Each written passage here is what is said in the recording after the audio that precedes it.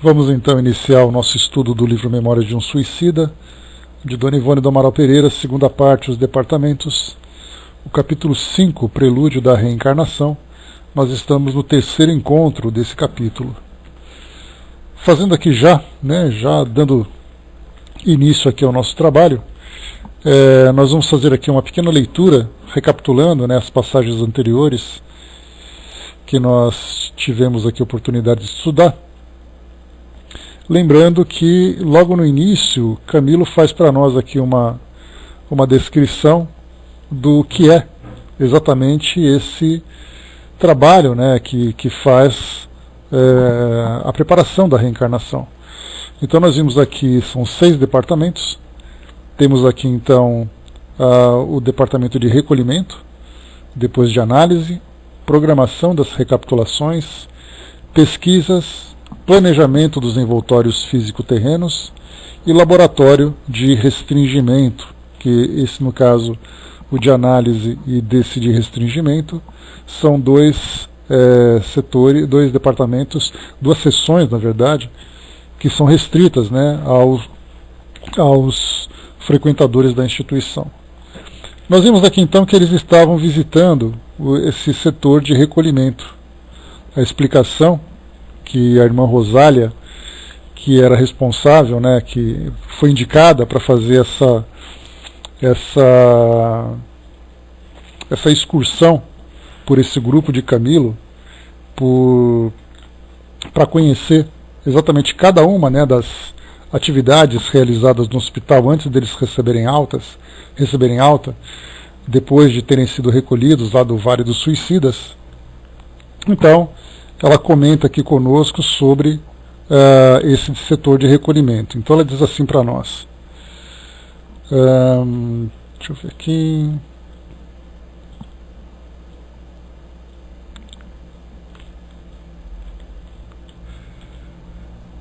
Tá. Então, todos os pacientes que saem então lá do hospital passam a residir nesse setor, nessa seção, como interno. Então ele fica hospedado, tendo ali todo o cuidado, toda a atenção, passando por um processo de adaptação, ou readaptação às atividades do mundo material, do mundo físico, como de Andréa.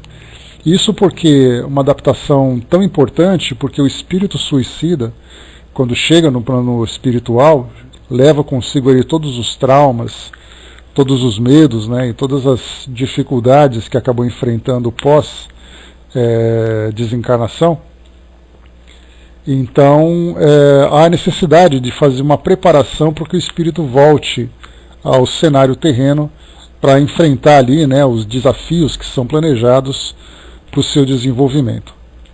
Depois é colocado para nós aqui então, ela diz assim: eu e meus auxiliares velaremos por eles aqui no recolhimento, ajudando-os à readaptação às coisas da terra, despertando-lhes o gosto pela existência no seio generoso do planeta tão bem dotado pela sabedoria do Todo Misericordioso, e que só os desvarios do homem tornaram inclemente e ingrato, pois convém não esquecer que o suicida desencantou-se da permanência na sociedade terrena, e ele a detesta e quisera afinar-se com outra que lhe falasse melhor aos anseios íntimos.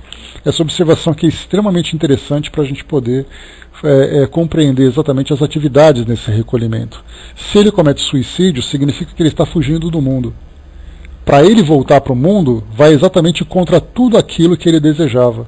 Por isso, então, essa preparação antes do seu retorno. Já, claro, consciente da necessidade da reencarnação, mas ainda assim, estando aqui no mundo material, todas aquelas lembranças e aquele desejo de fuga continua ainda presente no seu inconsciente. Diz aqui ainda: muitos apavorados com as perspectivas das expiações, que só passam a conhecer minuciosamente depois que aqui são internados, arrependem-se do intuito que traziam e, acovardados, pedem para dilatar um pouco mais a época do renascimento no que são atendidos.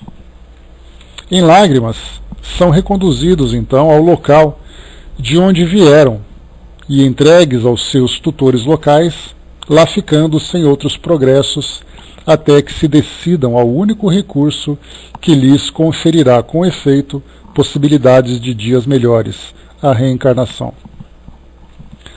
Uma vez recolhidos, porém, não permanecerão inativos, à espera de quem lhes prepare a moradia terrena do futuro. Com seus instrutores, trabalham nos preparativos para o renascimento próprio, colaboram no exaustivo labor das pesquisas para a escolha dos genitores que melhor convenham à espécie de testemunhos que deverão apresentar à frente das leis sacrossantas que infringiram, porquanto, geralmente, os suicidas não reencarnam para a expiação nos círculos de afetos que lhes são mais caros, e sim fora deles. Estudam, sob orientação dos guias e missionários, a programação de suas atividades na Terra, aprendendo numa espécie de aula prática, fornecida através de quadros inteligentes e movimentados, quais cenas teatrais ou cinematográficas, a desenvolvê-las, realizá-las, mediá-las, levá-las à finalidade heróica, agindo com acerto e prudência. Viajam assiduamente à Terra, onde se demoram, sempre acompanhados de seus tutelares generosos, procurando orientar-se nos hábitos a que deverão se adaptar, conforme se iam os ambientes em que arrastarão a condenação vergonhosa que consigo levam, porquanto a eles mesmos convém que se resignem à situação antes do ingresso no corpo carnal, para que não sintam demasiadamente ardente a mudança dos hábitos que a convivência conosco forneceu. E aqui então a gente comentou, né, antes de continuar, essa passagem lembrou exatamente desses estágios, dessa preparação, né, que os espíritos acabam vivenciando nos momentos, né, que antecedem a reencarnação, exatamente para que eles saiam do plano espiritual adaptados àquela nova realidade, desprendidos da matéria, num ambiente mais favorável, né, ao seu equilíbrio, né, com generosidade, com caridade e tudo mais, e de repente eles vêm para o mundo material, perdendo todo aquele privilégio, todo aquele conforto, conforto moral principalmente, né, sem as hostilidades, sem cobranças, sem culpas e tudo mais, para chegarem aqui no mundo material e enfrentarem um ambiente completamente diferente. Aliás, essa é uma das grandes angústias que nós vimos, que os espíritos que estão se preparando para as reencarnações acabam enfrentando, porque estando lá durante tanto tempo, depois terem de se preparar para chegar aqui no mundo material e encontrar tudo aquilo, né, que diz respeito a provas, expiações e até mesmo as próprias hostilidades do nosso mundo, com todas essas desigualdades, conflitos, né? Ou seja, a gente sai, entre aspas, de um ambiente no plano espiritual que nós até poderíamos considerar um paraíso. Claro que está muito longe de ser aquele que nós imaginamos que os espíritos puros, os espíritos felizes vivenciam, mas certamente é um ambiente bastante equilibrado, bastante saudável, né? E de repente a gente vem para o nosso mundo, enfrentando crises políticas, crises sociais, limitações da matéria, mais as imposições que o corpo físico acaba incluindo sobre o espírito, né? Então, o que nós vimos aqui é que o suicida, em especial, tem esse preparo muito mais minucioso, para que realmente ele veja o mundo espiritual como um ambiente, o mundo material, como um ambiente em que ele vai conseguir de fato vencer e se desenvolver, tentando superar, né, trabalhando para superar todos os temores e todas as fragilidades que ele apresenta ainda. Então, pelo fato de ter saído do mundo físico, fugindo também das provas a que ele submeteu, das expiações também, dos desafios de modo geral, ele então, para voltar para cá, tem que fazer aquele trabalho inverso, mostrar para ele que tudo pode ser diferente, enchê-lo de esperança e tudo mais. E depois, como foi colocado também aqui, ele vai chegar aqui arrastando essa condenação vergonhosa de suicida que eles trazem para cá. Depois diz ainda: e depois das pesquisas ultimadas e escolhido o meio familiar em que ingressarão, demorar-se-ão ainda em torno dos futuros pais, procurando com eles se afinar, conhecê-los melhor, adaptarem-se aos seus modos, principalmente se couber como punição ou necessidade para o progresso, a difícil situação de aceitarem para o renascimento um meio hostil, onde existirão apenas, rodeando-os no decorrer dos dias, inimigos de existências pretéritas, espíritos estranhos, indiferentes, portanto, aos infortúnios que os sacudirão. Então, mais uma vez aqui também, colocado para nós que essa aproximação dos espíritos junto aos pais, conhecendo então os seus hábitos, conhecendo as suas tendências, muitas vezes encontrando um ambiente, mais uma vez, um ambiente hostil dentro do seio familiar, então ele vai se adaptando a isso, sabendo exatamente o que vai encontrar. Então o espírito não é pego de surpresa como nós imaginamos. Por acaso ele nasce naquela família, por acaso ele vai enfrentar aquele tipo de desafio, aquele tipo de obstáculo. Na verdade, ele tem plena consciência de tudo aquilo que se encontra planejado para o seu trabalho de resgate diante do ato que ele praticou no passado. Ana Paula, bom dia. E aqui então diz Camilo, entrando agora no nosso tema de hoje, depois dessa pequena recapitulação. Quer dizer, minha irmã, que essas pesquisas a que vos referis, perquiri eu, aproveitando pequena pausa da eloquente interlocutora, movimentam-se em torno da procura de uma família, de um ambiente, de genitores principalmente, caridosos bastantes para concordarem em receber em seu seio um rebento estranho que lhes será motivo de constantes preocupações, pois que, condenado aos dolorosos testemunhos que acompanham a reencarnação de um suicida, existem mesmo casos penosos, difíceis de serem resolvidos, meus amigos. E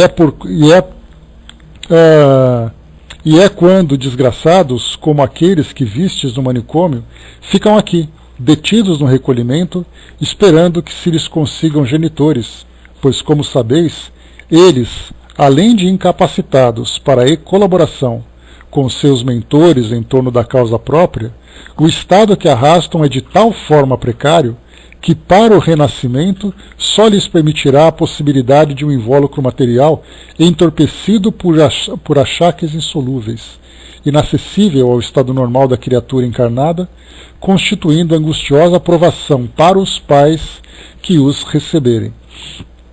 Então aqui dois pontos importantes. Primeiro, que o espírito, como foi colocado acima, o espírito então, ele não reencarna junto com os afetos.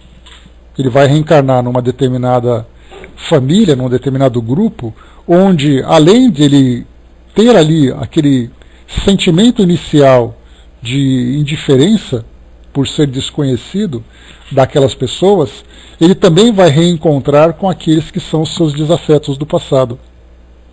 Então, nesse caso, teria que encontrar uma família de espíritos que se coloquem à disposição do plano espiritual para receber um espírito nessa condição, que chega como um espírito suicida, trazendo ali todos os conflitos psíquicos, emocionais, relativos à sua vida passada, além das próprias limitações. No caso, por exemplo, como ela coloca para nós, no manicômio, nós tivemos ali o departamento de isolamento, bom dia, Dudu, o departamento de isolamento, onde tem ali aqueles espíritos que se encontram abalados, com o histórico que viveram no mundo material, mas estão conscientes, estão trabalhando ali para a evolução, se preparando para tarefas futuras. No manicômio nós encontramos espíritos em completo desequilíbrio, sem qualquer tipo de possibilidade de interação com esses espíritos, possibilidade de interagir com eles para que eles possam colaborar com a programação reencarnatória da própria causa. Como é que estamos de som, pessoal, por gentileza? Som ok? Ok, obrigado. Então, eles não têm sequer condições de colaborar com a programação reencarnatória que cabe a eles nessa próxima existência. Então, eles chegarão aqui num estado, como foi colocado para nós aqui, só lhes permitirá a possibilidade de um invólucro material entorpecido por achaques insolúveis, inacessíveis ao estado normal da criatura encarnada, constituindo assim, então, angustiosa provação para os pais que os recebem. Então a família que vai receber já sabe que esse espírito que vai chegar vai trazer uma severa deficiência física, eventualmente uma severa deficiência mental, praticamente um estado quase que vegetativo, muitas vezes, apenas para que o espírito possa se restabelecer perispiritualmente e psiquicamente para novos planejamentos futuros. Porque naquele momento ele não tem condições sequer de passar por algum tratamento no plano espiritual que diga respeito ali a sua mudança de ideias, mudança de tendências. Ele se encontra tão absorvido pelo trauma que o acometeu durante o ato do suicídio, que somente fazendo com que gradualmente ele vá novamente despertando para essa realidade do plano espiritual, que ele vai poder começar então a participar das suas reencarnações, das próximas programações reencarnatórias. Então esse é um fato também bastante relevante. No livro Transição Planetária, psicografado pelo Divaldo Franco, que vocês conhecem, né, um livro que conta um pouco da história daquele tsunami que aconteceu em 2004, lá na ilha de Sumatra, lá no Oceano Pacífico, no Índico, desculpem. Então nós tivemos ali aquele desencarne coletivo de mais de 300 mil pessoas e tudo mais, e foi um fato tão relevante que o plano espiritual, então, né, que os amigos espirituais se deram ao trabalho de trazer para nós os bastidores desse evento, mostrando para nós, então, de que forma que os espíritos agiram durante esse momento e qual é o seu real significado para a transformação do nosso planeta. Foi de tal forma significativo que, então,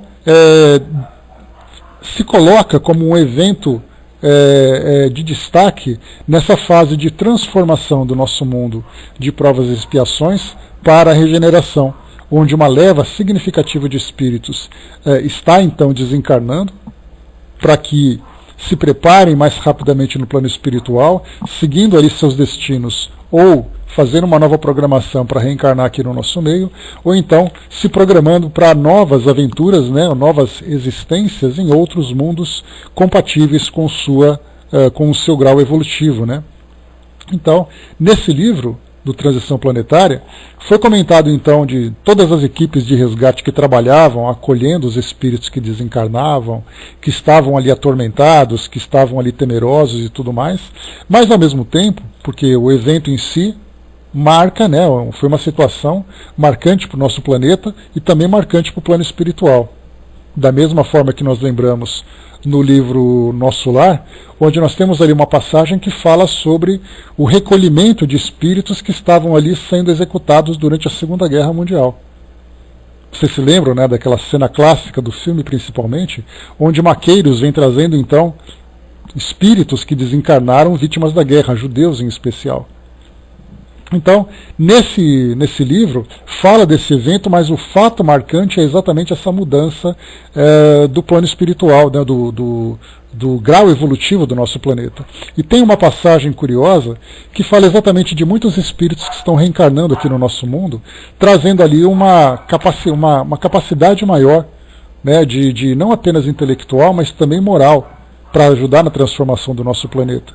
Então muitos espíritos que vêm de esferas mais elevadas se preparam para reencarnar aqui no nosso meio. No livro A Gênese, lá no finalzinho, Kardec fala sobre a nova geração que está reencarnando aqui no nosso planeta. Mais moralizados, mais intelectualizados, que vão fazer com que haja um impulso maior para a transformação do nosso mundo. Então essa nova geração está aí se manifestando. E, né, como dentro do meio espiritualista, mais esotérico, né, eles acabaram rotulando essas crianças de crianças índigo, crianças cristais. Então, independente do rótulo, nós falamos das características desses espíritos. Eles então chegam do plano espiritual, chegam de outras esferas do plano espiritual para reencarnar aqui no nosso meio. E nesse livro então, dando essa volta toda para a gente poder fechar esses parênteses, no livro Transição Planetária, nós temos ali então uma passagem que é relatada a presença de famílias, de casais, que em desdobramento chegam ao plano espiritual para trabalharem na programação reencarnatória dessas crianças que vão então, desses espíritos que vão então reencarnar aqui no nosso mundo. Então, na verdade, os espíritos chegam, Eles escolhem então quem são os casais que vão receber esses espíritos. Nesse caso, eles trabalham com a condição de espíritos missionários, cuja missão é receber esse espírito, ajudá-lo no seu desenvolvimento, para que ele possa contribuir para a transformação do nosso mundo, e não familiares que estão se juntando para receber espíritos com quem eles tiveram vínculos no passado. Porque Joana de Ângeles lembra, né, que as famílias geralmente são formadas por espíritos devedores, que estão ali se juntando para poder se reconciliarem. Nesse caso não, são espíritos missionários que recebem esses espíritos mais evoluídos. E aqui, no Memórias de um Suicida, nós vamos encontrar uma situação semelhante desses espíritos também. Sejam eles missionários que aceitam então esses espíritos que vão trazer essas deficiências severas, sejam como missionários, sejam como espíritos que vão vivenciar essa prova de terem um filho com essas limitações, com essas características tão difíceis, para que eles possam então se transformar. Então para eles podem ser uma prova, essas reencarnações, como podem também ser uma missão que vai ajudar a esses espíritos. Então por isso foi colocado para nós aqui, né, constituindo angustiosa provação para os pais que os recebem. Consoante já foi explanado perante o vosso entendimento, muitos daqueles infelizes voltarão à vida planetária ocupando corpos carnais paralíticos, dementes, possivelmente surdo-mudos, enfermos incuráveis, etc., etc., e apenas deverão planar em ambientes onde existam grandes provações a serem expiadas pelos pais. Então já vemos aqui que os pais também estão envolvidos nas expiações. Só que, para que os pais possam aprender, vão exatamente a receber esses espíritos. Então nós vemos ali caminhos diferentes que estão se cruzando para que todos saiam beneficiados. Os pais, com a coragem, com a resignação, com o amor que vai ter que desenvolver por esse filho, e o filho então trazendo essas limitações num ambiente para ele desconhecido. Olha só o preço, quando nós começamos a estudar esse livro, a primeira imagem que se tem é exatamente a... Bom dia, João, bom dia, Joana. A imagem que se tem, primeiramente, é aquela passagem do Vale dos Suicidas, onde o espírito sofre aqueles tormentos, onde os espíritos sofrem aqueles tormentos inimagináveis, com imagens, com sensações, com impressões. Então todo mundo fixa nesse livro que o suicida sofre naquele momento, que é para ele um grande tormento e que sem dúvida nenhuma não deixa de ser. Mas as consequências vão se desdobrando conforme a gente vai estudando, percebendo então que conforme o tempo vai passando e o espírito vai se reajustando no plano espiritual, ele vai se deparando com um futuro que também será muito doloroso. Então aquela oportunidade de avanço que ele tinha na sua trajetória evolutiva acaba sendo interrompida por uma situação em que ele vai ter que voltar, se reajustar diante das escolhas que ele fez para praticar o ato do suicídio, vai ter que viver as dores no plano espiritual, passar por essa readaptação, planejar uma nova encarnação extremamente difícil, para que somente depois, quando ele conseguir se libertar dessas amarras, ele então começar a fazer programações mais efetivas para o seu progresso. Então aqui ele está evoluindo? Sem dúvida ele está. Só que na verdade é uma evolução muito mais pelas vias da dor do que pelas vias do amor. Diz aqui ainda para nós: então, seus guias e dedicados mentores estabelecem com aqueles que têm possibilidade de se tornarem genitores e possuam débitos gravosos a solverem perante a divina justiça, comoventes convênios, acordos supremos como este, que concordem em receber em seu seio aqueles desditosos como filhos e os amparem na via crucis da expiação, pois eles necessitam da reencarnação a fim de voltarem a si do entorpecimento a que o suicídio os arrojou, e assim melhorarem sua situação, ou melhorarem de situação. Esse é o primeiro critério que os espíritos então assumem. Esses pais, esses futuros pais, que trazem já os seus débitos, que vão então receber esse espírito para a própria depuração e pelo próprio exercício da caridade. Então o primeiro critério é esse. que eles concordem em receber esses espíritos.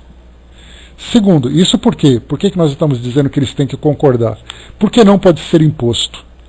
Porque, do contrário, os espíritos que estão reencarnando nessa condição tão limitada, com tantas deficiências, eles precisam de muito apoio para se regenerarem.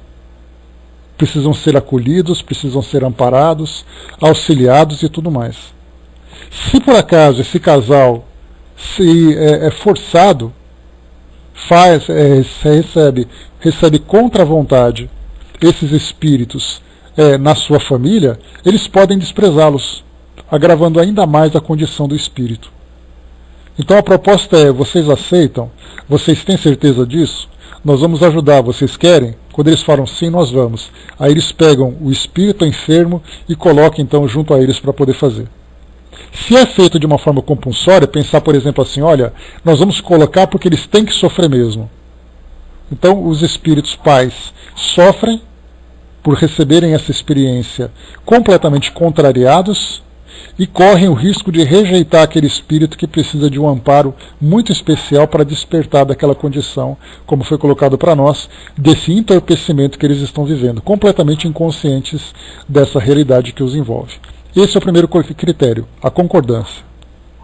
Segundo, que pratiquem, pelo amor do Divino Cordeiro, imolado no alto do Calvário por muito amar os pecadores e desejar reavê-los para as aleluias da vida imortal, tão sagrada caridade, porque a suprema lei do amor ao próximo lhes conferirá o mérito da boa obra, favorecendo-lhes oportunidades dignificantes para realizações rápidas no plano da evolução, para os estados compensadores e felizes. Então, que eles se comprometam com a prática desses ensinamentos mais elevados, por exemplo, dos ensinamentos cristãos, como foi colocado para nós aqui o modelo de Jesus, mas que na verdade nós falamos de conceitos morais que estão ali presentes em todas as escolas religiosas. Então ele poderia renascer, por exemplo, numa família católica, evangélica, espírita, muçulmana, judaica, budista, porque o que importa na verdade é a prática desses valores, independente da sua denominação. E esse compromisso, então, que esses espíritos vão assumir, serão, então, de acordo com a cultura que eles praticam. Então, se eles vivem no Oriente, porque nós estamos falando aqui de um grupo de espíritos que viveu em Portugal e tem ali uma relação de afinidade com o Brasil. Mas nós podemos imaginar, e se um chinês comete um suicídio? E se um africano comete um suicídio, um russo comete um suicídio? Qual vai ser exatamente a trajetória desses espíritos? Nós imaginamos, então, projetando por aquilo que é passado para nós, outros grupos, outros planejamentos, outros trabalhadores, novas programações, novas reencarnações em condições muito semelhantes.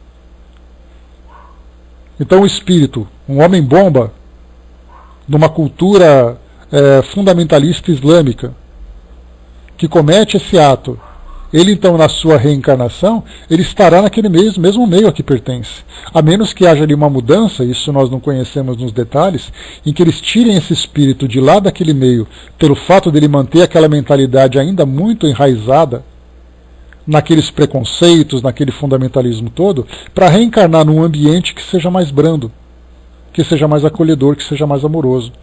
Porque da mesma forma que nós vimos nos estudos anteriores que existem aquelas reencarnações em que espíritos são lançados em locais, em culturas, em grupos que trazem muitas restrições, como foi o caso que eu até citei o exemplo para vocês, no caso de uma mulher que viveu aqui no nosso planeta, vivendo ali uma promiscuidade muito grande. E a experiência que ela ia vivenciar seria reencarnar, depois de ter desencarnado e passado por todo o sofrimento, reencarnar numa família islâmica fundamentalista.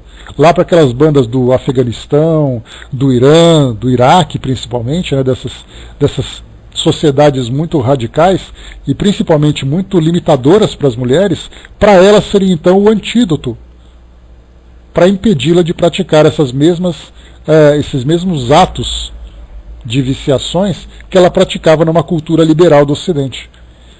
Então, ao mesmo tempo que espíritos que têm liberdade abusam dessa liberdade e reencarnam num ambiente onde não tem mais essa liberdade, espíritos que nascem numa cultura que traz ali uma mentalidade equivocada pode ser transferido para uma outra sociedade que vai ajudá-lo a ver o mundo por uma outra perspectiva. Então existe essa dinâmica do mundo espiritual que vai trabalhando de acordo com a necessidade. Porque a gente pensa muito naquele arroz com feijão, né? O espírito, então, vive no Brasil, desencarna, vai para uma determinada comunidade no plano espiritual, depois reencarna aqui de novo, então ele fica indo e voltando, indo e voltando. E a gente nem imagina que o que acontece aqui no Brasil acontece no mundo todo, numa escala menor e numa escala muito mais ampla, em que há essas trocas contínuas, sempre procurando fazer com que nós, espíritos em evolução, sejamos então beneficiados. Então, o pouco que a gente vai colhendo, uma experiência de um espírito, a experiência de outro espírito, o que a gente tem que pensar é que isso não é uma exclusividade daquele espírito. Isso vai acontecendo como parte de um processo evolutivo de todo o grupo, cada grupo então vivenciando aquilo que precisa. Se acontece aqui no Brasil, se acontece em Portugal, acontece em todas as partes. O que muda são as características culturais que cada ambiente tem, favorecendo ou dificultando a evolução de cada um deles, mas sempre procurando fazer com que o espírito, então, se desenvolva o mais rapidamente possível. Nesse caso, então, que nós vimos, primeiro, essa família tem que concordar em receber o espírito. Segundo, se comprometer com a prática do amor divino, seja em qual escola religiosa for. Porque isso, então, cumprindo aquilo que foi prometido, traz então para eles favorecimentos, né, ou seja, oportunidades dignificantes, para que eles possam evoluir. Se eram espíritos que na condição de paz tinham no seu passado um histórico negativo, com esse trabalho de aceitar esse espírito e viver esses sentimentos, esses valores nobres, vai ajudá-los a rapidamente resolver essas questões do passado. Terceiro ponto, que consintam em se tornarem temporariamente agentes da Legião de Maria, agasalhando em seu lar generoso pupilos seus, dos mais infelicitados pelo passado pecaminoso, até que finde a expiação necessária, a qual lhes sobrou uma lição pavorosa do suicídio. Pois determina a lei que a caridade cubra uma multidão de pecados, e eles, genitores, que também faliram contra a supremacia da incorruptível lei, veriam muitos delitos levados à conta dessa sublime virtude que bem poderiam praticar, servindo aos sagrados desígnios do Criador. Bom dia, Márcia. Então aqui, esses espíritos, então, vamos dizer assim, se filiariam temporariamente a essa Legião de Maria, e nós falamos temporariamente porque muitos espíritos querem apenas cumprir aquilo que devem, quitar essa dívida e depois seguirem suas vidas normais. Já aqueles espíritos que aceitam esse trabalho, se afinizam com ele em nome do amor que acabam desenvolvendo, né, pelas atividades, e depois continuam auxiliando. Como nós vimos aqui, muitos trabalhadores dessa instituição no plano espiritual estão vinculados ao suicídio. Ou cometeram suicídio, ou tiveram pessoas próximas que cometeram suicídio, então eles se dedicam agora a esses trabalhos voltados para o suporte a esses espíritos que vão se desenvolver. Então, nesse compromisso temporário com a instituição, eles aceitam então receber esses espíritos, muitas vezes por várias existências, para ajudá-los nesse restabelecimento. Tudo isso porque eles também têm dívidas, como nós vimos há pouco. Continua. No entanto, meus amigos, se alguns bondosamente concordam em se desincumbirem da honrosa com amarga tarefa, outros existem que as rejeitam, preferindo reparar as próprias faltas até o último ceitil a contribuírem com seus préstimos para que um desses infelizes repare a consequência do gesto macabro que preferiu, sob um teto amoroso e honradamente constituído. Não se sentindo a isso obrigados por lei, preferem as asperezas das próprias provações, ao lado de prole sadia e graciosa, a suavização das penas, com as concessões de oportunidades generosas e compensadoras, sob a condição de exercerem a sublime caridade, de se prestarem à paternidade de pequenos monstrengos e anormais, que só eles acarretariam desgostos e inquietações. Olha que expressão forte que foi usada, né?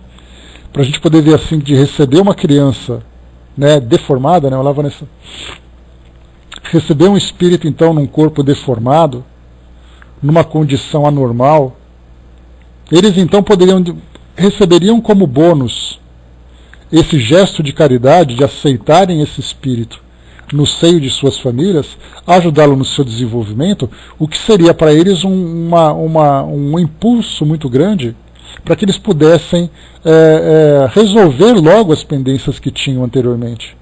Seria assim a potencialização de um determinado sofrimento que seria para eles muito benéfico.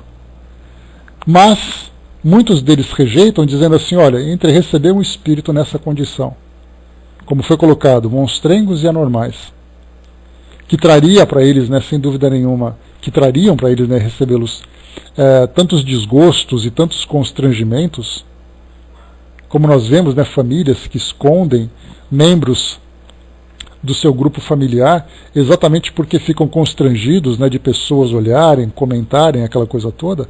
Então eles dizem assim, olha, se eu tenho a opção de receber ou não, para poder resolver o meu problema, eu prefiro não receber e seguir minha vida. Aí eu vou ter minha vida normal, minha família normal, e aí então minhas crianças são todas bonitinhas, e eu vou continuar ali sofrendo as dificuldades, as provas e expiações, mas eu vou chegar onde eu quero. Ou seja, né, como a gente viu aqui então, não se sentindo obrigados a isso, por lei, preferem as asperezas das próprias provações, ao lado de prole sadia e graciosa, a suavização das penas, com a concessão de oportunidades generosas e compensadoras. Então eles preferem, em vez de ter, ou você faz isso e tem a suavização da sua pena, ou você vai cumpri-la integralmente de acordo com a programação que você mesmo criou. Eles preferem então ficar assim. Fazendo uma comparação com os nossos presídios, se você faz aquele trabalho, você tem uma redução de pena. Se você não faz, você cumpre ela integral. Muitos espíritos preferem cumpri-la integralmente, pagando até o último ceitil. Se tiver que durar 5 encarnações, preferem as 5 encarnações do que cumprir uma apenas, ajudando esses espíritos. E continua. E como, pois, reencarnarão esses miseráveis companheiros de desgraça, ó Deus do céu? Como nos reencarnaremos então, nós a quem tudo faltará, até mesmo paz? Inquiri impressionado e ansioso, lembrando-me de que eu voltaria ao corpo certamente cego, Mário sem as mãos, Belarmino enfermiço e infeliz desde o berço. Então cada um aqui trazendo as características, né, da lesão que provocaram em si mesmos durante o ato de suicídio. Então cada um deles ali trazendo, né, isso porque só vimos aqui esse grupo, mas como nós vimos lá no início das explicações nesses departamentos, nós tivemos ali espíritos que cometeram atos suicidas dos mais pavorosos. E esses atos pavorosos vão refletir sobre o espírito, no seu psiquismo e também no seu corpo perispiritual, que por consequência também vai interferir no seu corpo material. Obtereis novos informes na sessão de pesquisas, meus caros irmãos. Por agora, porém, visitaremos essas dependências que também a vós abrigarão um dia, ao iniciardes as jornadas reparadoras. Era o recolhimento como enorme internato, compondo-se de 4 pavimentos bem distintos, conquanto não existissem quaisquer diferenciações nas disposições internas.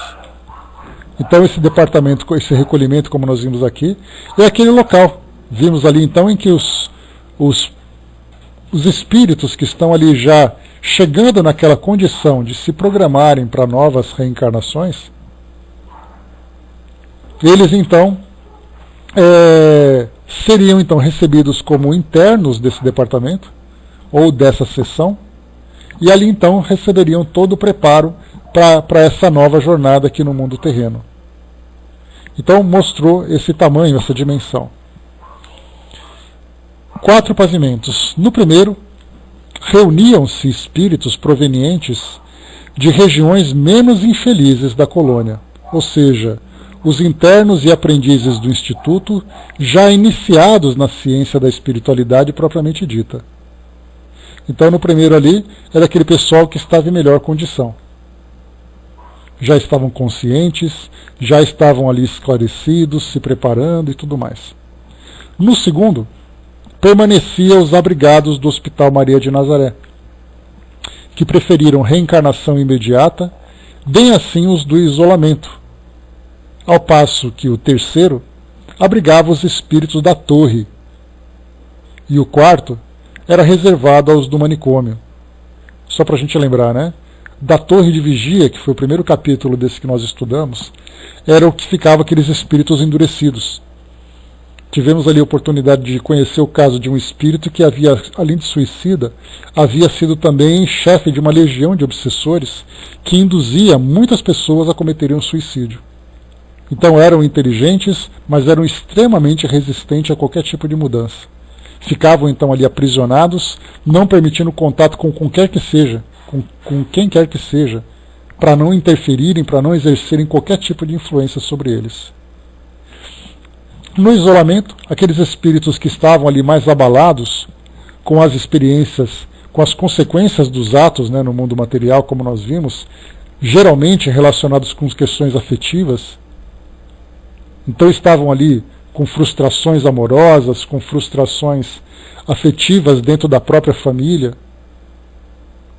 Então eles precisavam ficar isolados para não terem contato com as histórias de suas famílias que ficaram aqui no mundo material, porque só de verem aquilo tudo já começavam então a se descompensar. Então esse era o terceiro. E o quarto, como nós vimos aqui, o pessoal do manicômio, mais uma vez, como o próprio nome diz, aqueles espíritos num total estado de loucura devido ao ato que praticaram. Ao elemento feminino, reservava-se hospedagem idêntica, localizada, porém, em sítio vizinho ao nosso, em edifício separado. Aqui teve um detalhe interessante que a gente viu lá no início, que quando Camilo chegou ao plano espiritual, estava ali no Vale dos Suicidas, ele via ali espíritos de diversas características, de diversas culturas, né, relacionados ali, claro, com aquela região de Portugal, e também espíritos de ambos os sexos. Quando eles foram recolhidos para a colônia, ele comentou exatamente isso, né, que a caravana que os conduzia até esse lugar, no momento em que eles chegaram, foi feita então aquela triagem. O grupo masculino foi para uma determinada sessão e outro grupo feminino para outra determinada sessão. E aí então nós acompanhamos tudo aquilo que aconteceu com ele nessa ala masculina. E aí eu cheguei a comentar com vocês, até postar, né, lá no nosso grupo no Facebook, alguns artigos que falavam de mulheres que viveram aqui no mundo material, mulheres que tiveram assim registros extremamente negativos. Mulheres que eram cruéis, que eram assassinas. Tivemos ali aquelas que cometeram crimes gravíssimos perante a sociedade, que muitas delas, inclusive, que acabaram cometendo suicídio, foram então conduzidas para esses locais. Porque então nós vemos o Camilo falando somente da experiência dele, e nós pensamos assim, tá, mas o Camilo estava com os amigos, ele viveu e tal, mas e as mulheres que eventualmente tenham uma situação semelhante? Que nós encontramos, né, tivemos ali, por exemplo, na mídia, mostrando algumas mulheres que cometem suicídio, artistas, pessoas comuns, o que acontece com elas? E aí então, claro, a gente sempre dá uma estendida na nossa análise daquilo que é passado nessas descrições de um livro como esse, percebendo que essa mesma rotina também se aplica para o caso das mulheres. Então, como ele foi colocado para nós aqui, essa mesma estrutura desses espíritos também chegam então para os espíritos na condição feminina. E por que isso tudo? Bom dia, Regina. Porque nós lembramos sempre que a relação homens-mulheres, de um modo geral, ainda há uma influência muito forte da sexualidade. Então o espírito já é suicida, já passa por essa condição de desequilíbrio. Aflora-se então essas tendências primitivas, principalmente desequilibradas. E aí então a gente sabe que as coisas se complicam. É como se nós pegássemos hoje, num hospital psiquiátrico aqui do nosso mundo material, e juntasse pacientes do sexo masculino e feminino e deixasse à vontade. Dá para imaginar o estrago que ia acontecer. Porque eles simplesmente não têm aquela preocupação com qualquer tipo de pudor, com qualquer tipo de cuidado. Eles simplesmente deixam a natureza agir. Exatamente, Zé. Ia falar a mesma coisa agora. Porque nós percebemos a mesma coisa acontece em cárceres. Se você pega um presídio, coloca ali presidiários masculinos e femininos, todos juntos para ver o que acontece. Não apenas desequilíbrios de comportamento, mas estupros, agressões e tudo mais. Geraria assim um tumulto total. Então nós temos o quê? Esse cuidado no plano espiritual, considerando ainda a natureza humana inferior, primitiva que nós ainda trazemos. Porque mesmo quando nós falamos em suicidas, nós não deixamos de falar de homens, de mulheres, de sexo, de violência. São suicidas, mas ainda trazem como agravante o estado primitivo dessas tendências inferiores. Continuando. A história, né, é muito interessante quando a gente começa a analisar um pouquinho da natureza humana. No livro Sexo e Obsessão, de Manuel Filomeno de Miranda, psicografia do Divaldo Franco, ele traz para nós exatamente isso, né? Ele mostra a questão da sexualidade desregrada no plano espiritual e como isso afeta os espíritos que lá estão. Da mesma forma também, nesse processo de interferência do mundo espiritual sobre o mundo material. É algo gravíssimo, algo extremamente problemático. Se não houver esse cuidado extremo para impedir que essas tendências aflorem, os espíritos entram no processo de desequilíbrio dos mais pavorosos. Um outro livro interessante também chamado Sexo no Além traz para nós relatos de espíritos que provocam ali têm ali as atitudes das mais bizarras do plano espiritual. Escravos sexuais uns dos outros, embora não haja o ato em si, há ali a troca de energia. São dois livros. No caso Sexo e Destino, Angelina, ele já é um livro muito mais nobre, porque ele fala da sexualidade como uma energia que pode ser construtiva e tudo mais. Nesses casos, do livro Sexo e Obsessão e Sexo no Além, mostra a sexualidade no seu grau mais depravado, praticado por espíritos. Então, se a gente imagina, quando a gente olha esse submundo do nosso mundo material, de exploração sexual, de pornografia, de violências, que nós encontramos, né, em ambientes de guerra, de conflitos sociais, mulheres africanas sendo estupradas, aquela coisa pavorosa que a gente vê, no plano espiritual isso é potencializado. Porque lá os espíritos desfrutam de uma certa liberdade relativa e eles abusam dessa liberdade. Então nós temos ali algo muito grave, né, no que diz respeito a esses instintos que nós ainda carregamos. Então no plano espiritual existe esse cuidado muito grande de privar os espíritos dessa liberdade para focar exatamente na sua recomposição moral e também perispiritual diante do ato que praticaram.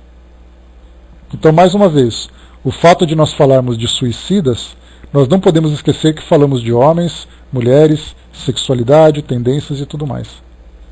Vamos em frente. E quando chegarmos, né, quando chegarmos no estudo do livro Sexo e Destino, nós encontraremos ali esclarecimentos, né, dos mais elevados sobre essa questão da sexualidade, do domínio que é necessário que cada indivíduo tenha sobre esses impulsos, da forma de utilização dessas energias no nosso próprio progresso, né? Enfim, entenderemos ali exatamente de que forma lidar com tudo isso. Vamos lá. Vida e Sexo também, né, do próprio Emmanuel, também traz bastante ensinamentos sobre esse tema. Então colocou para nós aqui, né, ao elemento feminino reservava-se hospedagem idêntica, localizada, porém, em sítio vizinho ao nosso, em edifício separado. Celestina levou-nos a tudo esmiuçar. O reencarnante seria ali registrado, seu nome, o local onde renasceria, a data do acontecimento, o nome dos pais, o período que deveria passar investido da existência planetária, etc., etc. Tudo em torno dele ficaria modelarmente arquivado. Então primeiro começou a mostrar exatamente de que forma que o espírito chega nesse departamento, que é exatamente ali o local onde ele vai ficar então hospedado, né, para poder, ou internado, nessa condição de recolhimento, e esses cadastros então são realizados, trazendo ali o seu prontuário com todos os detalhes. Os internos viviam ali irmanados por idênticas preocupações, orientados pelos assistentes incansáveis, que tudo tentavam a fim de vê-los vitoriosos nas pelejas dos testemunhos das lides terrenas. A qualquer parte a que as obrigações do momento os requisitassem, isto é, a Terra, os gabinetes de análises, onde eram submetidos à melindrosa intervenção já descrita, as sessões de programação das recapitulações e de pesquisas, seria o recolhimento o ponto de retorno, para onde convergiriam todos até o término dos preparativos e para onde gravitariam mais tarde, quando extinguida a existência corporal, para que então se preparavam. Interessante, né? Então, eles vivenciam tudo isso, né, no mundo espiritual, de preparação, de organização, né, da sua reencarnação. Então, eles reencarnam, estando reencarnados, continuam filiados a essa instituição, para que sejam acompanhados, exatamente para que não sucumbam novamente, né, a essa fraqueza do suicídio. Eles não são ali impedidos, eles são influenciados, porque o espírito continua ainda mantendo o seu livre-arbítrio. E aí, então, depois da desencarnação, eles voltam a esse departamento para poder ali fazer uma revisão, se o tratamento, se o planejamento e a própria execução, se tudo isso foi bem sucedido para que o espírito pudesse evoluir. Então, mais uma vez para nós aqui, ao término dos preparativos para onde gravitariam mais tarde, quando extinguiria a existência corporal para que então se preparavam.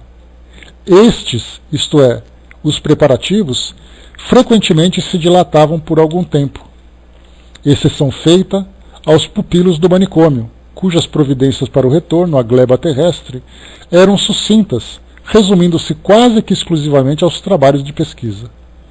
Isso porque, como eles não tinham condições de fazer nenhum tipo de planejamento, colaborando, né, para que tudo desse certo, lembrando sempre, né, que nós chegamos a comentar sobre isso no nosso encontro anterior.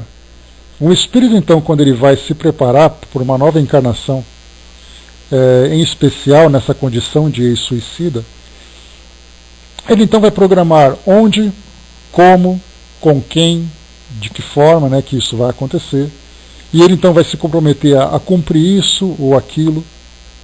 Já no caso do manicômio, um espírito que não tem qualquer capacidade de raciocínio, a sua razão se encontra completamente comprometida, não adianta planejar quem, onde, como é que ele vai fazer. O coloca numa situação em que os pais, nesse caso, têm o compromisso de ajudar aquele espírito, mas ele fica vivendo quase numa condição automática, sendo apenas tratado nas suas necessidades, e ele vai então gradualmente, sofrendo a influência do meio, vai despertando. Então não adianta querer sentar e ficar durante longo tempo planejar, olha, em tal tempo vai acontecer isso, em tal lugar vai acontecer tal coisa. Para ele não faz diferença nenhuma. Não faz diferença no seu entendimento, fará diferença no seu desenvolvimento. Uma vez concluídos os penosos prelúdios, adivinham as fases das realizações. Né? Quase que vegetativamente, Zé, porque, como foi colocado, as lesões que eles trarão, né, no seu corpo perispiritual, no seu corpo físico, e a sua capacidade intelectual comprometida, não dá a eles qualquer possibilidade de escolha. Nós encontramos isso, por exemplo, se nós pegarmos hoje em muitos institutos aqui do mundo físico. Obviamente, toda vez que a gente estuda sobre isso, nós vimos aqui relatos, né, diversos de espíritos que reencarnam trazendo limitações físicas e intelectuais. Não significa que todos os espíritos tenham sido suicidas. Importante pensar isso. Porque muitas vezes nós temos dois indivíduos em situações semelhantes, mas que tiveram histórias completamente diferentes. Basta a gente lembrar o livro Deficiente Mental, Porque Fui Um. Nós tivemos ali espíritos que tiveram paralisia cerebral, traumatismo craniano, autismo, que mais? Síndrome de Down, falei, né? E dentre outros. Então esses espíritos, na verdade, trazem essas limitações, e a história do livro conta que cada um deles acabou tendo um compromisso assumido devido a um comportamento equivocado que tiveram. Uma jovem, por exemplo, uma mulher que viveu aqui no mundo material, começava a causar intriga para tudo. Ela falava, jogava um contra o outro, provocava aquele abalo todo, e numa encarnação seguinte ela veio como autista. E a explicação é que ela veio tão constrangida por tudo aquilo que ela causou, que ela veio fechada dentro de si mesma, que ela não conseguia se expressar. Ela não conseguia manifestar suas ideias e seus sentimentos. Então mostra que é um autista, tá? Era um suicida, não. Como é que está o som, pessoal? Tem algum barulho para vocês aí? Está tudo em ordem? Está limpinho? Algum problema? Tem um chiadinho? Ih, vai ter que ficar assim por enquanto. Atrapalha não, né? Tá bom? Então tá jóia. Depois eu arrumo direitinho aqui. Beleza. Então nós vimos assim que é o caso que nós vimos de várias situações. Um espírito, por exemplo, mutilado. Nós tivemos aqui, né, falando do Belarmino, né, ou do Belarmino, né, ou do Mário. Acho que o Mário. Então ele vinha sem as mãos. Porque quando ele, na sua vida terrena, ele então enforcou a companheira e depois ele cometeu suicídio. E ele se viu tão constrangido de ter cometido esse assassinato enforcando, que ele não se sentia mais digno de ter as mãos. E perispiritualmente as suas mãos foram desaparecendo. É o Mário, né, Eliana? Porque tem o Camilo, tem o Belarmino e tem o Mário. Então, nesse caso, a mão dele foi desaparecendo. Então ele cometeu o ato e foi suicida. Ótimo. E aí depois nós encontramos uma outra pessoa com essa mutilação. Será que teria a mesma culpa? Teria a mesma causa? Certa vez eu vi um relato de um espírito que tinha sido, inclusive naquelas psicografias que eu sempre trago para vocês, de um espírito que tinha sido um político. E tamanha a ação de corrupção que ele praticava, que no plano espiritual veio aquela culpa, aquele constrangimento, que as suas mãos foram desaparecendo. E ele dizia: minhas mãos estão desaparecendo porque foi com elas que eu pratiquei tantos crimes. Então vemos histórias diferentes com um resultado semelhante, pelo menos na aparência. Então é importante a gente pensar nisso tudo. Por que eu estou dizendo tudo isso? Que foi colocado para nós aqui então. Uma vez concluídos os penosos prelúdios, adivinham as fases das realizações. Era quando a chefia do departamento expedia ordens à direção do laboratório de restringimento para iniciar a operação magnética necessária ao caso do renascimento, assim como a respectiva atração para o feto, cujos elementos biológicos já se encontrariam em processo de desenvolvimento no óvulo fecundado, no santuário das entranhas maternas, as quais mais não seriam, então, do que o prosseguimento do mesmo laboratório, uma como dependência temporária ou de emergência do departamento de reencarnação, sujeita à vigilância dos técnicos incumbidos do magnificente serviço e dos guias missionários do espírito que, assim constrangido e restringido em suas vibrações normais, ia modelando o corpo à proporção que se adiantava o fenômeno da gestação. Olha que interessante aqui, a gente viu isso num dos livros de André Luiz sobre a reencarnação de Segismundo. Segismundo, né, o nome do nosso cidadão. Meu avô chamava Pulcro. Então Segismundo, Apulcro não eram nomes fáceis não. Naquela época era difícil. Mas enfim, Segismundo então, André Luiz conta para nós os detalhes da preparação. A visitação, a aproximação junto aos pais, para aquela combinação fluídica entre eles, a harmonização do casal, a preparação do material biológico, o próprio Segismundo também se preparando para a reencarnação, criando aquela expectativa toda. E aí depois então esse constrangimento, como foi colocado para nós, e depois restringimento, em que o espírito começa então a se reduzir para acompanhar o processo de gestação. Exatamente, né? Então tudo isso vai acontecendo, como foi colocado por Segismundo, aqui o processo é semelhante.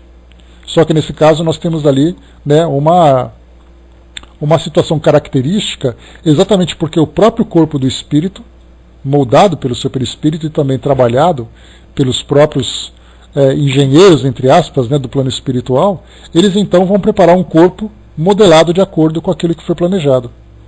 Então diz para nós aqui, mais uma vez,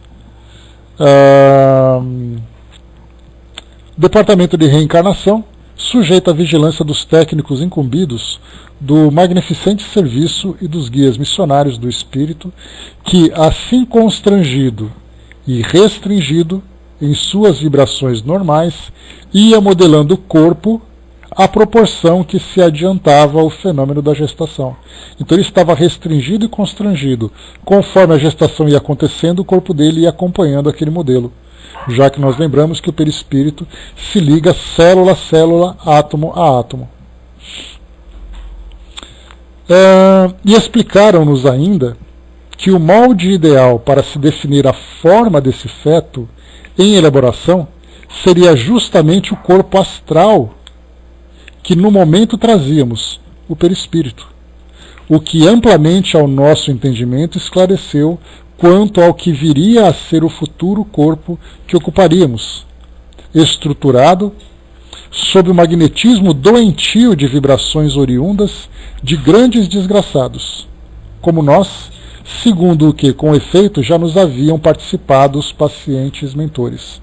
Lembra quando a gente fala sobre o MOB, Modelo Organizador Biológico, do professor Hernani Guimarães Andrade, que ele trouxe para nós essa teoria, falando que o perispírito moldava o corpo físico? Nesse caso, nós temos essa explicação aqui nesse livro, dizendo exatamente isso. Explicaram, repetindo aqui, explicaram-nos ainda, que é sempre bom a gente depois de ler e bater esse papo, ler de novo para a gente poder assimilar direitinho. E explicaram-nos ainda que o molde ideal para se definir a forma desse feto em elaboração seria justamente o corpo astral, que no momento trazíamos o perispírito, o que amplamente ao nosso entendimento esclareceu quanto ao que viria a ser o futuro corpo que ocuparíamos, estruturado sob o magnetismo doentio de vibrações oriundas de grandes desgraçados como nós. Então, aquele perispírito deformado exerceria uma força magnética sobre o feto, moldando-o de acordo com a matriz. Então não é o espírito que assume a aparência do corpo, é o corpo que assume as características do perispírito. Não nos permitiram entrada no laboratório de restringimento, assim como não fora permitida a visita aos gabinetes de análises. Como ele colocou lá no início desse capítulo, tanto esse laboratório de restringimento, que é onde há a preparação dessa redução perispiritual do espírito que vai reencarnar, como esse gabinete de análises. Então, lá no início ele dizia que esses dois ambientes eram então restritos à visitação desses pacientes. No entanto, informaram-nos de que, ao se internar no laboratório, não se prenderia a ele o condenado. Ao contrário, poderosas correntes magnéticas que partiriam das próprias forças ilimitadas e divinas que mantêm o universo, impeliam-no para o corpo que deveria habitar, afinando-o com este, ao mesmo tempo que harmonizava o seu perispírito ao daquela que consentiria, voluntariamente ou constrangida por um dispositivo da grande lei, em ser sua mãe, para com ele sofrer e chorar a consequência dramática e irremediável do suicídio. Desculpem. De delitos graves e desonrosos. Então aqui, mais uma vez, a gente lembra então, nós já estamos falando então desse laboratório de restringimento e desse gabinete de análise, falando exatamente sobre o momento em que o espírito é vinculado ao corpo físico para iniciar então o processo de gestação. Aqui nós temos esse laboratório de restringimento, assim como também André Luiz comentou sobre isso lá na colônia Nosso Lar. Que há esse local onde os espíritos então são preparados. Aqui vem um detalhe interessante, né, porque na doutrina espírita, obviamente, tudo aquilo que nós analisamos, nós precisamos de fundamentação teórica, lógica. Então, nós temos assim poucos livros que trazem para nós detalhes sobre esse processo de encarnação, ou de reencarnação, de encarnação de modo geral. Então nós temos assim um caso ou outro que é citado, mas não temos um esclarecimento detalhado desse processo pelos espíritos que são ali os orientadores espirituais. Nós veremos lá no nosso Livro dos Espíritos algumas explicações sobre o prelúdio da reencarnação, o qual é a característica, então fala da criança, fala do aborto. Então nós temos ali algumas explicações que são assim meio dispersas, né, trazendo exemplos para nós, porque existe uma diferença entre nós temos as explicações teóricas e nós temos ali os exemplos disso acontecendo, que foi exatamente isso que eu comentei com vocês. Nós estudamos durante muito tempo o Evangelho segundo o Espiritismo, o livro A Gênese, o Céu e o Inferno, o Livro dos Espíritos, que estamos estudando de novo. Então esses livros eles são muito interessantes porque eles trazem informações, com exceção do livro Céu e Inferno, onde nós temos ali vários casos. Esses casos são exemplos que nós vamos vendo. Fala, por exemplo, no Livro dos Espíritos, que o espírito suicida vive tal situação. A gente vai no Céu e Inferno e a gente vê ali os relatos de espíritos suicidas. Então, pegarmos esses livros que nós estamos vendo, desde o primeiro, né, que nós começamos a ver, dos livros de Dona Ivone do Amaral Pereira, estudamos ali, né? Exato, né? Uma coisa assim bem genérica no início, agora não, agora começa a entrar em detalhe. Porque no início fala assim genericamente, como é a desencarnação? Na desencarnação o espírito então se desprende do perispírito e tal. Aí a gente pega o livro Voltei e vê ali o irmão Jacó contando detalhadamente cada instante da sua desencarnação. Então é importante nós pegarmos esses livros para ilustrar. Só que muitas vezes nós encontramos ali situações que são...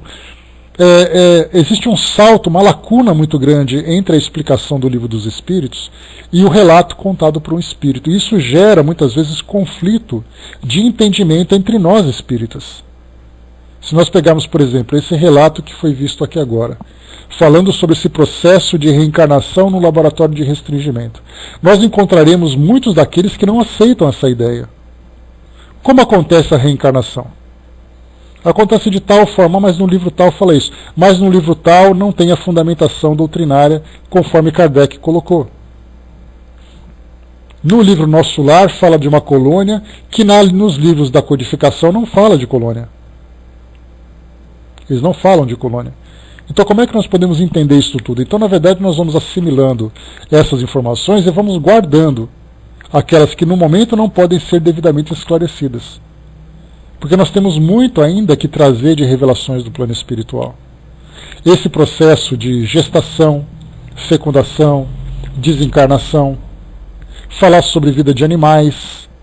O tema animais, assim, hoje, é um tema muito atual, em que nós percebemos até na própria sociedade o vínculo que estamos criando, né, nós, enquanto sociedade, estamos criando com os nossos animais, e para nós espíritas nós começamos a ver com uma profundidade maior ainda.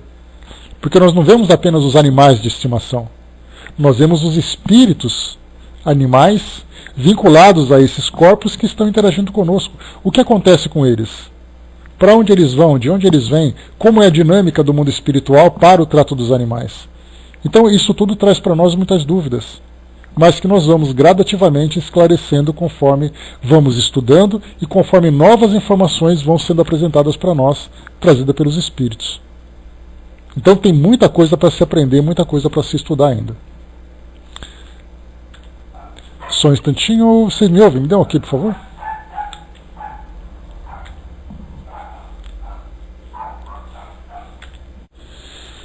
A Eliana tinha lembrado um pouco mais acima que Kardec não teve tempo de fazer tudo, né? Sem dúvida nenhuma. O trabalho feito por Kardec era trazer para nós assim, a base de tudo aquilo que seria construído a partir das novas pesquisas e novas investigações. O Márcio lembrou, né? Acho que li no Livro dos Espíritos que fala sobre essa parte. Por mais que amemos nossos animais, nós evoluímos em contato com pessoas, principalmente precisamos dela para evoluir, né? É uma questão de que a própria psicologia hoje está entrando, né, Mário? Que as pessoas estão se isolando e se apegando cada vez mais aos animais, né? Então é aquela parte, pelo menos, de um apego que não é muito saudável para ela naquele momento, mas que na verdade vai gerando complicações na sua própria sociabilização. Então hoje nós temos, foi uma pesquisa, né, que eu cheguei a ver num determinado lugar aqui de São Paulo, que tem mais pet shops do que farmácias num determinado bairro, né? Então isso está virando realmente algo muito atual. E estudarmos, né, o que, para quem gosta de animais, é uma coisa deliciosa, né? Aqui em casa nós temos a Rita e o Zequinha, que são dois animaizinhos aqui, dois irmãozinhos que enchem a casa, né? Então, mas para nós que somos espíritas, a vontade que nós temos de compreender um pouco mais sobre a natureza desses espíritos, que Kardec chama de espíritos animais, há aqueles que chamam de princípios espirituais, independente disso. Pois é, né, Dudu? Então, aqui é impressionante como tem pet shop. Então, o que nós vemos assim é a vontade de conhecer. Então, tanto nesses assuntos, né, dos animais, do suicídio, de aborto, de uma série de temas que nós temos hoje, né, despertam a nossa curiosidade exatamente pela escassez de informações. Mas, conforme a gente vai estudando, o esclarecimento vai chegando, como eu falei para vocês há pouco, né? Então, pessoal, vamos fazer o seguinte, nós vamos parar por aqui o nosso estudo, já deu aqui o nosso horário. Nós estamos aqui na página número 197 e vai falar sobre esse laboratório do restringimento, né, que nós vimos agora há pouco aqui. Então eu vou ler de novo depois aqui no nosso próximo encontro, na segunda-feira que vem, na semana que vem também. E aí então nós teremos aqui uma compreensão maior sobre essa parte final dessa preparação nesse departamento, que vai falar para nós sobre desde a preparação até o momento final em que o espírito reencarna. Hoje para nós já foi aqui bastante proveitoso, já tivemos oportunidade de conhecer aqui